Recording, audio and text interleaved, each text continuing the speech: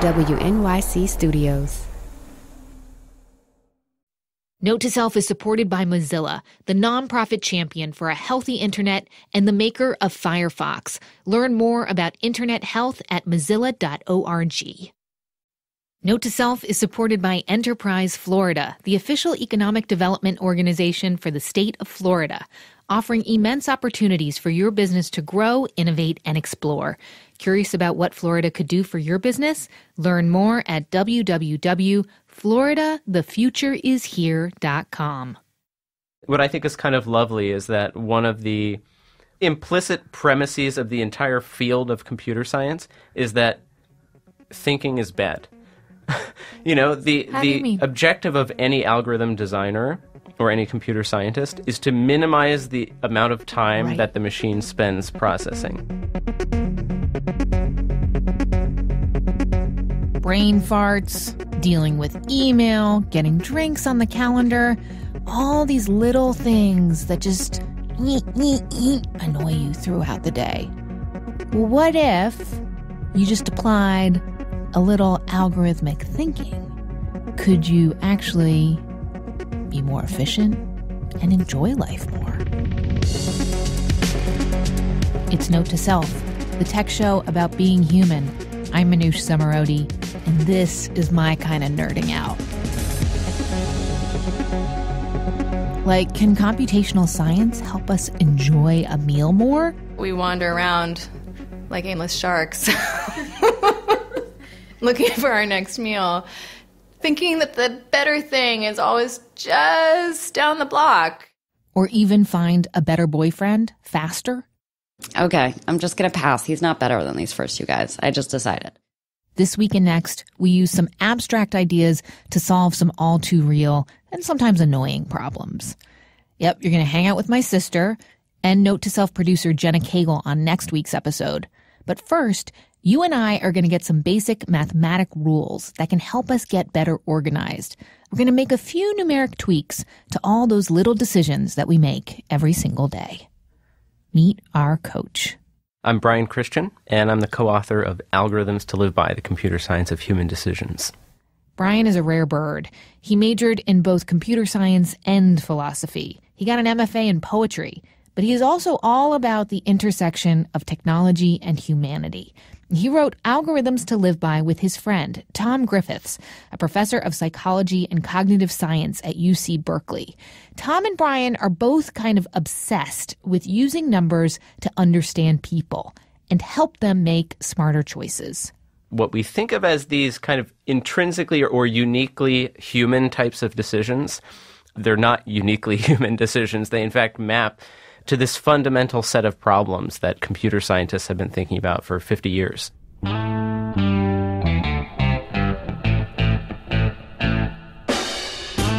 What are some of these algorithms to live by? Let's start with something very simple. That growing stack of papers that makes your desk look so messy and annoys the crap out of your coworkers. The math says, don't even bother cleaning up. The principle in computer science is called temporal locality, which is just a fancy way of saying the thing that you need next is most likely to be something that you were just recently working with. So let's translate that into real life. What does that look like? So literally, if you've got 100 pieces of paper on your desk, the paper that you're most likely to touch next is the last one you touched. So there's no point in putting them into nice stacks or filing them. Well, this is the thing that I think is just wildly counterintuitive to people, is that the standard, chaotic, lazy approach is to just put them in one big pile, right? But there's something really interesting that's going on here, which is that the pile organically resembles reverse chronological order of the last time you touched that paper, which, as it turns out, there's this whole literature in computer science that says, in fact, that is the optimal order for that information to be in, is reverse chronological by the last time you touched it.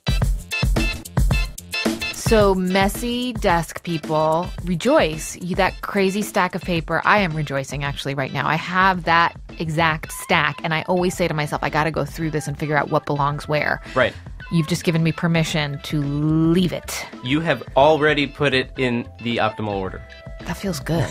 Yeah, exactly. Yeah, that old truism, an ordered desk indicates an ordered mind.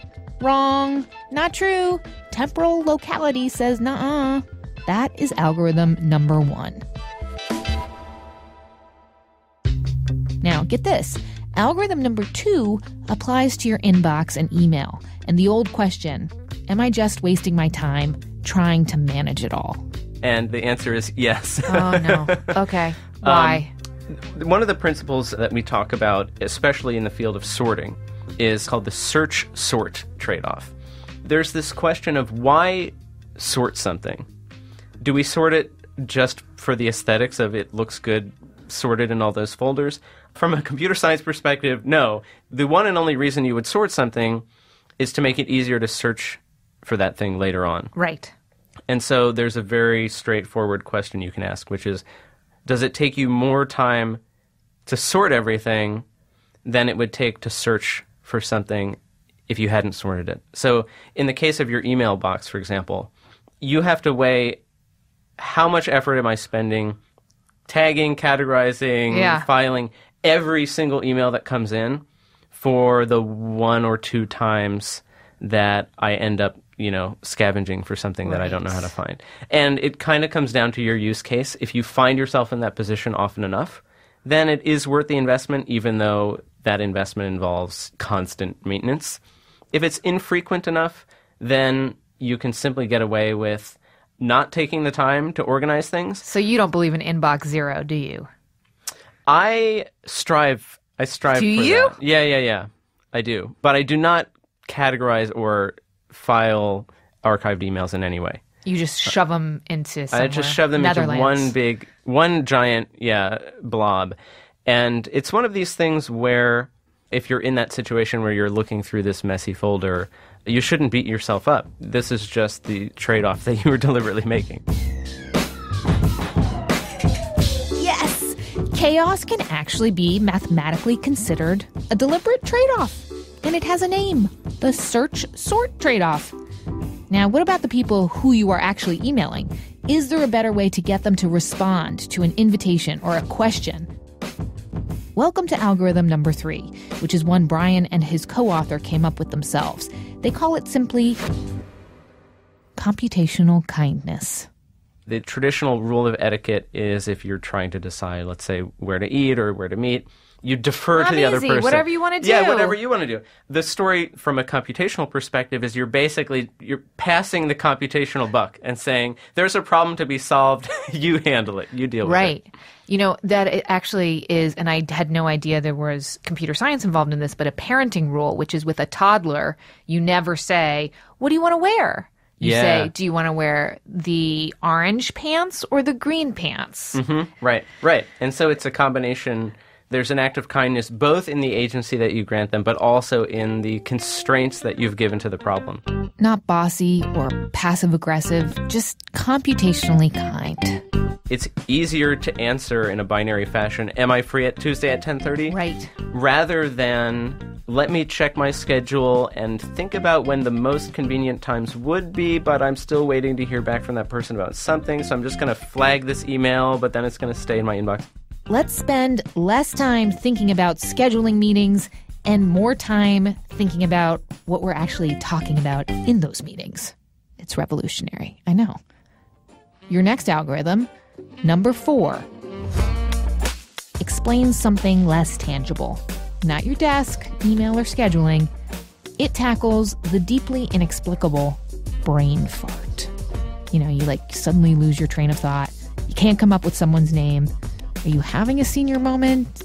You're a little young for that, no?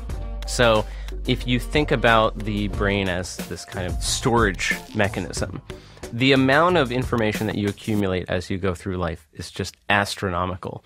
And so the challenge as you get older is not how to have a mind that can flawlessly recall every single thing. Computer science teaches us that there's a fundamental trade-off between size and speed. if you make a memory that's larger, it's necessarily intrinsically slower. There's just no way around that. And the curves of how much slower it gets as it gets larger are not pleasant. And so it's basically that, like, when we say that older people are slower, it's more like they just have more data, and therefore it's harder to get the stuff out. Exactly. I mean, if you imagine... That's a nicer way of looking at it, by the way. It's a nicer way of looking at it. I mean, there's two ways of looking at it, right? On the one hand, what we think of as, failures in the performance of how their mind works, they're actually just intrinsic difficulties with storing more information. If you were to look up a book in the Library of Congress, it would simply take you longer to find that title than if you were to look for that book at your local branch. And so, the pessimistic story is that all of us are on this track to slower and slower performance, but that we shouldn't think of that as faulty wiring or something like this, but is actually an intrinsic trade-off that we make when we learn more. And actually the phrase, and you say that we should just think of it as a cache miss. Mm-hmm. A brain fart as cache miss. Yeah. Cache, C-A-C-H-E. Caches are, one of the intrinsic principles in computer science in terms of how to handle, enormous amounts of information. Brain fart, cache miss. So don't feel bad if you can't remember something. You are storing so much information, your brain just needs time to access it, smarty pants. Okay, in a minute. As you go through life, the chance of having your mind blown by something is just smaller. The mathematical reason why your parents or grandparents always want to go to the same restaurant, and why they absolutely should. Plus, how algorithms can help you make sense of the meaning of life. For real.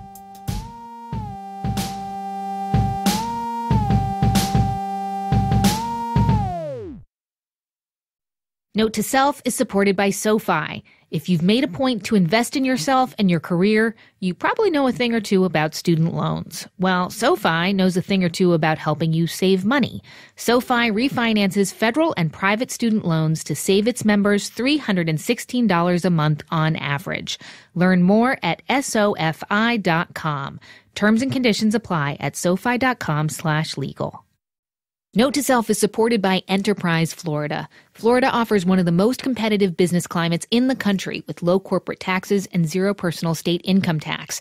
It also offers immense opportunities for your business to grow, innovate, and explore. Plus, Florida has a talented and diverse workforce of over 9.7 million people. With over 15 deep water ports, international airports, extensive highway and rail networks, Florida's multimodal infrastructure opens up the entire world for your business. Curious about what Florida could do for you?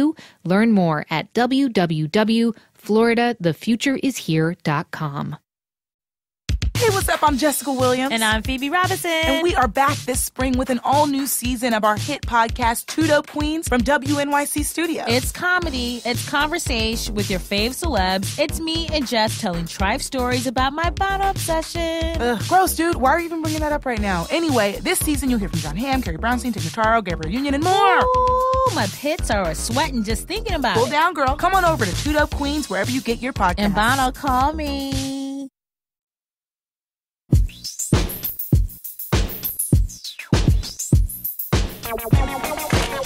We're back. I'm Manoush Zomorodi. This is Note to Self. And author Brian Christian is talking us through Algorithms to Live By, the computer science of human decisions. Okay, so we have had how to deal with email, a messy desk, brain farts, and making appointments. Your fifth algorithm to live by is something called the explore-exploit trade-off, which addresses this tension between how much of your time and energy should go into just enjoying your favorite things, how much time and energy should go into trying new things. And so we intuitively understand that life is kind of a balance between doing the things you know and love, but always being kind of open to new possibilities. Computer science says that's correct, and here is exactly what that balance should be. And namely, it should change over time. So if you think about it, the first rock concert you ever go to is by definition the most amazing concert you've ever been to. Yeah, Squeeze. It was awesome. I was in 9th grade. Exactly. And then the second concert you go to has a 50% chance of being the best concert you've ever been to. And so as you go through life, Things are never as good as you remember them. The chance of having your mind blown by something is just smaller because you've already experienced so much and you already have these really great things that you can go back to. So that explains why Grandpa keeps going back to the same restaurants, because he's like, I've tried a lot of restaurants. I have a lot to compare. Like, Right. I've created a subset. I know what good is on my spectrum here. Yeah. And so these ones meet that criteria. Why would I risk going to Exactly. other things that won't live up to those expectations? Exactly, yeah. And there's two sides to it. So the first is exactly what you say, which is it's just actually mathematically unlikely that he'll find a restaurant that's better than his favorite one out of the thousands that he's been to. The second component is that if he does find a restaurant that's even better than his current favorite, there's just literally less time to return and less opportunities to go there. It's a little dark, isn't it, Brian? I mean, mortality is intense, but in a way, it gives structure to our entire life, which is that it makes sense to be extremely exploratory earlier in life because A, the odds of finding something new and great are pretty good, and B, should you find something better than what you already know about, you have a lot of time to enjoy it. I love that.